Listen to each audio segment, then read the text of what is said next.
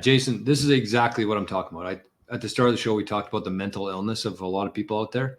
Some literally think they're going to enter internment camps. Where does this come from?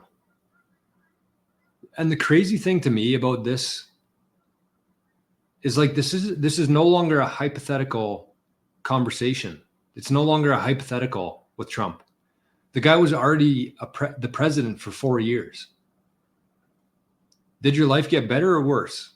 Did you end up in any internment camps? Did he end up kicking legal immigrants out? No. Most would say that was the best time in U.S. Well, in the last 100 years, anyways. But it's not a hypothetical anymore. People are saying he's going to bomb. He's going to use the nuke codes. All this stuff. Going to get very violent. I was watching CBC when this TV was on yesterday. They were talking about how she ended the segment. She was fairly neutral with it, as much as they could be neutral-wise.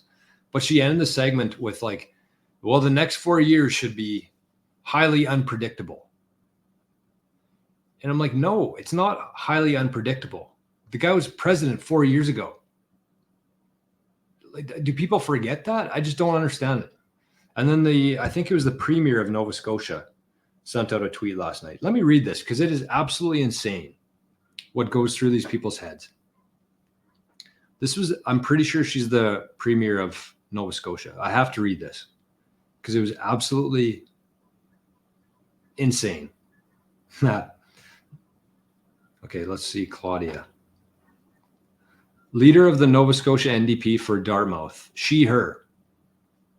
That's a huge shock there that she has pronouns in her Twitter bio. But this is the message she wrote on Twitter. Like many of you, I woke up to the chilling election results in the United States. Sadness and anger don't begin to capture how I feel. Women will continue to be denied basic health care. Families will continue to fear for their children depending on how they show up in the world. A whole generation will grow up without a leader, or with a leader who is small and mean and full of hate. So if you woke up this morning feeling exhausted, feeling like no matter what we do, it doesn't matter, you are not alone. But remember, we are Nova Scotians. We are strong. We persevere through storms and wind, and today, maybe even fear. We are not divided, but united. So hug your family a little harder today. Check in with friends and take some time for yourself. Look in on your neighbors. It's what makes us Nova Scotians. Yours in solidarity, Claudia Chender. She, her.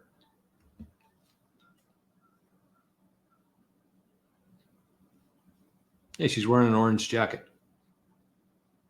Good on her. Why can you always tell when you look at somebody what their politics are? Why? Oh, she's wearing orange for NDP. That makes some more sense. Back to not liking her. And the other surprising thing here. Comments turned off.